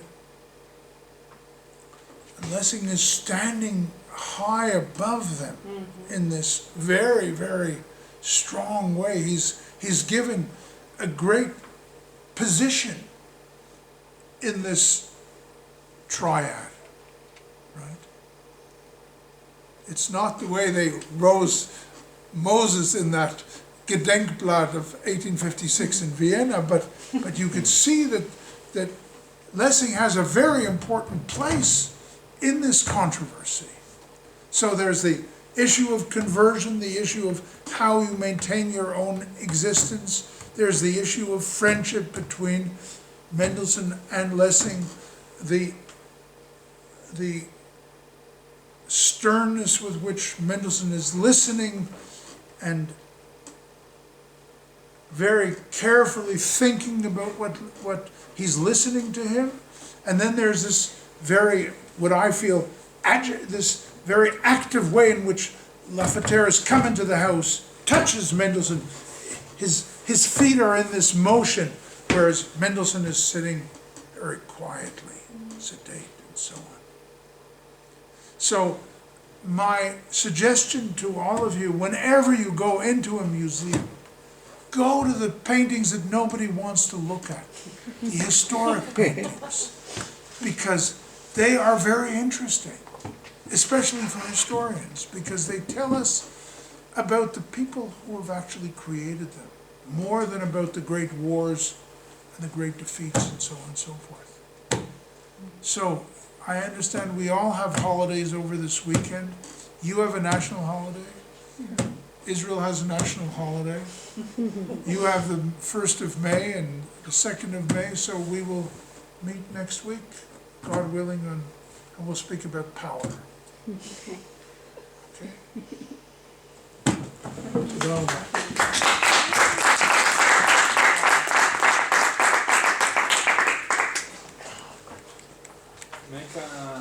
Make a couple of short. Please.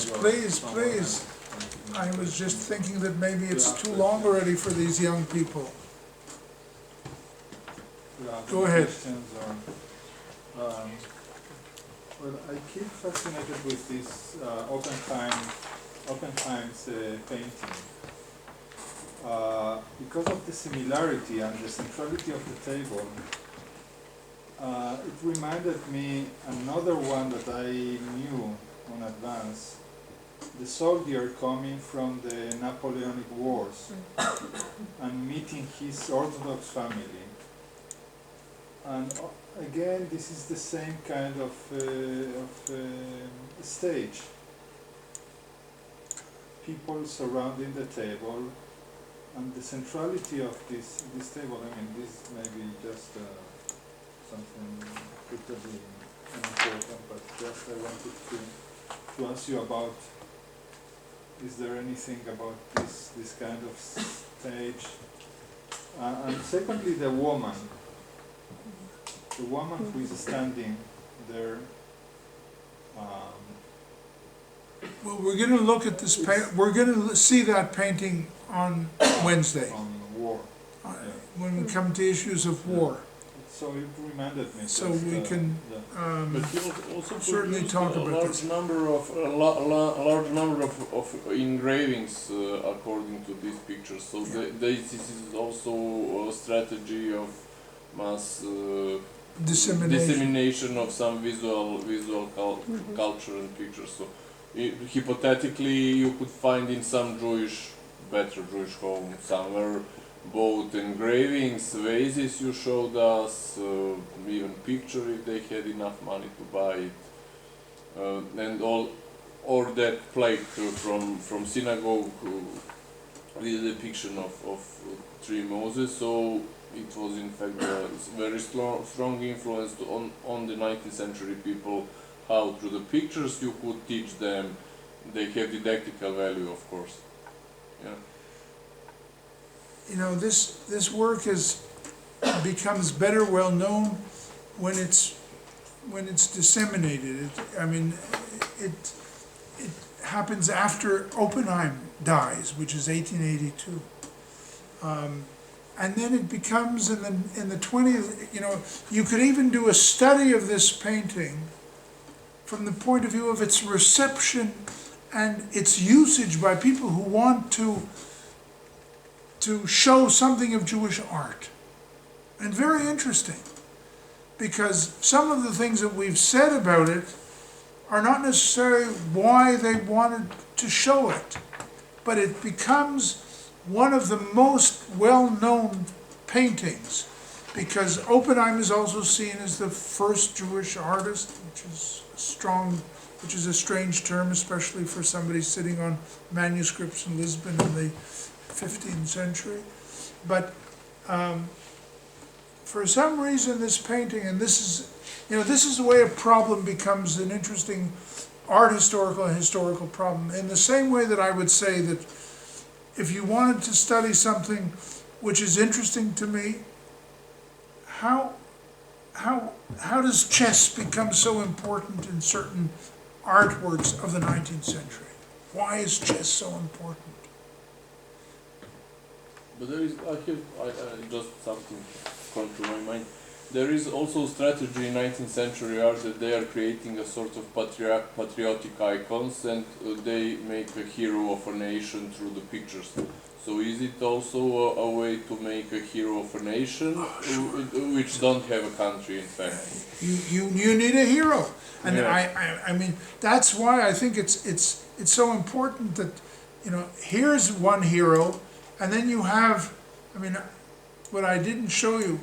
Do you have 2 more minutes? I'm going to show you something in a minute. Just 1 second.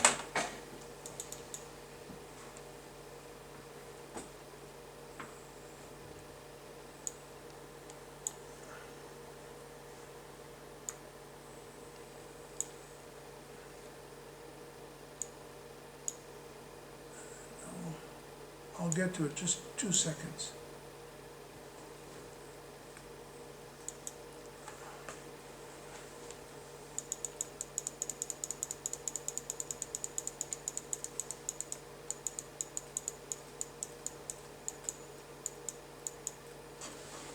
Okay.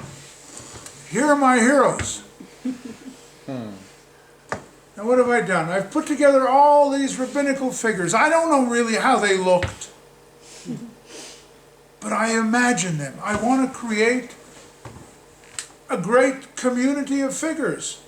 Rabbis who hated each other or didn't agree with each other. But this is at the end of the 19th century. Just what you're saying. You're saying patriots. Well, maybe some of my people will not be there. Here you won't see Spinoza. So I'm creating this, I mean, there's some medieval rabbis, there's Spanish rabbis, there are Ashkenazic rabbis, there are people from classical period. But I want to show you something which is really, since you made me do this, I have to show you this. Take a look at this. Here's the issue. This guy died, and his students come and say, we have nothing from him. He didn't leave a book. We don't have a picture of him. What do? They dress him up. He's dead. They dress him up, put him in a chair, give him a book. This is true. And then we have a lithograph of this man.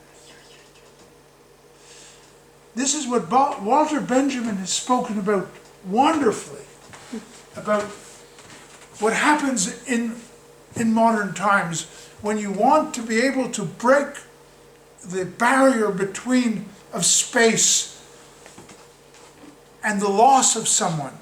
So I create, look at his eyes, you can see that now, and then there were, of course, various figures who were saying that whoever did this died earlier that year because they did something which was sacrilegious. And others said they gave people a great life. But look at him. He is really, truly dead. But the need to recreate him was important for his followers. Yeah, but that's very, very interesting, because I know this very similar practice. We have, for example, also one even short film, you know, Benaki brothers from Athens. And they do this short film about deaths of some Orthodox bishops, and do the same, they did the same, because, for example, in Baroque period you have dead portraits and all other kinds of stuff, but they use also to make photographs of them in full ornate, dressed, like they would go to serve to the altar of churches.